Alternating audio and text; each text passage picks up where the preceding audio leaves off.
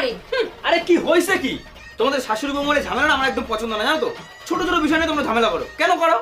আরে শাশুড়ি তো মায়ের মধ্যে, একটু মানিয়ে নিলে তো হয়। বসো এখানে বসো। মনে করো তুমি শাশুড়ি আর আমি বৌমা। কেন? কারণ আজকে আমি তোমাদের শেখাবো শাশুড়ির সঙ্গে কিভাবে ব্যবহার করতে হয়। তার মানে আমি শাশুড়ি আর তুমি বৌমা? এই মেয়ে, তোর মাথায় ঘোমটা নেই কেন?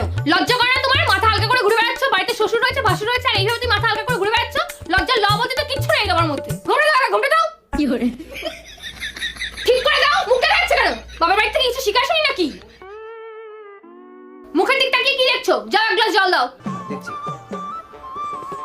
এই নেন মা, আপনি চল। ভগবান, আমার এই দিনও দেখা লাগলো। আমি বোতলে জল খাবো? একটা গ্লাস জল খাবো তোমার? আচ্ছা দাঁড়ান।